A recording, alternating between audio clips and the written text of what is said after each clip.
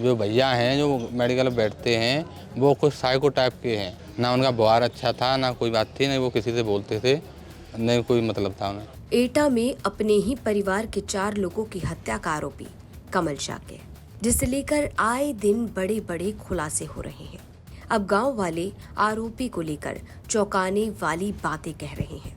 दरअसल 19 जनवरी को कोतवाली नगर क्षेत्र के नगला प्रेमी मोहल्ले में दिन दहाड़े एक घर के अंदर चार लाशें मिली। एक साथ परिवार के 4 लोगों की हत्या। इस मामले में पुलिस ने घर के दवा कारोबारी बेटे कमल शाक्य को आरोपी बनाया और 20 जनवरी को गिरफ्तार किया। अब पुलिस ने क्या कहा यह हम आपको बताएंगे, लेकिन सबसे पहले जान लीजिए कि यूपी तक के कैमरे पर आखिर गांव वालों ने क्या बड़ा खुलासा किया। अब यूपी तक की टीम जब ग्राउंड जीरो पर उतरी और हमने आरोपी को लेकर, इस हत्याकांड को लेकर आसपास के लोगों से बातचीत की, पड़ोसियों से बातचीत की, तो लोगों ने बड़ा राज खोला। लोगों ने आरोपी को साइको बताया।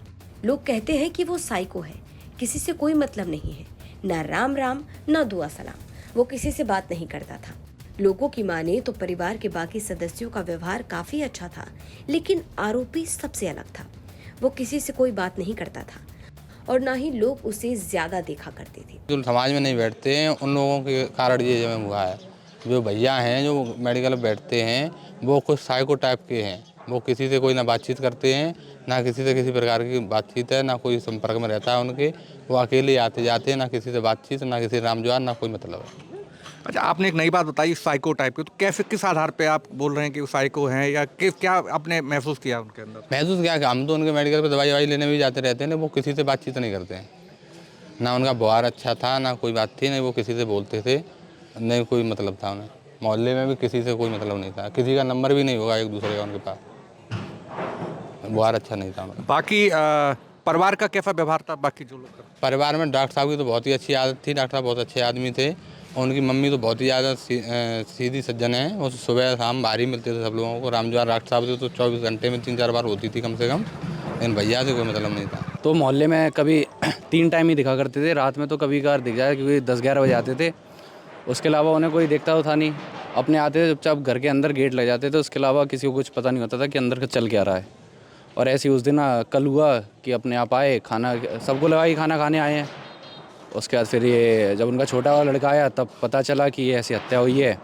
फिर तो पूरे मोहल्ले में दहशत सी फैल गई। तो लोगों का कहना है कि आरोपी को किसी से ज्यादा मतलब नहीं था।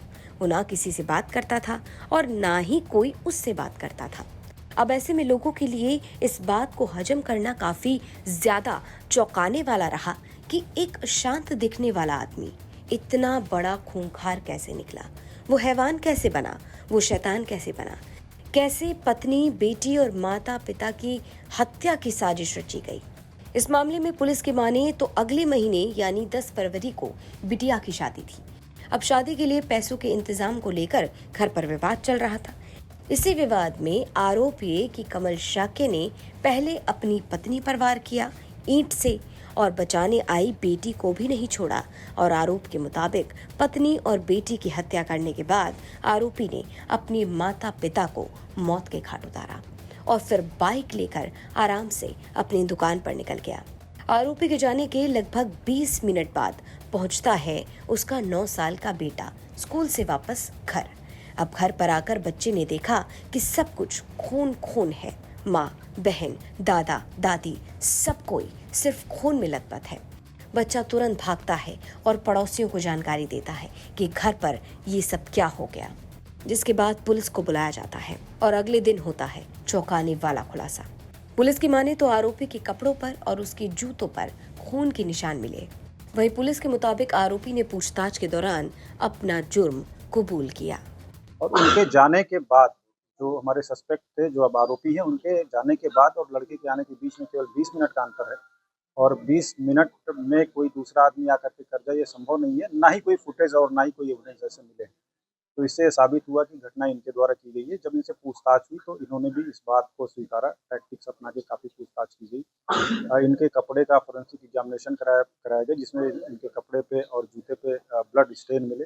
दूसरे जनपद की टीम से भी इसको फोरेंसिकली एग्जामिन किया गया है और इनका मेडिकल कराया गया। तो जो इनका पाम है उसके जो फिंगर टिप्स हैं उस पर भी इंजरीज के निशान हैं ऐसा प्रतीत हो रहा था कि कोई भारी चीज़ इनके हाथ में रगड़ खाई है। एटा से देवेश पाल सिंह की रिपोर्ट, यूपी तक।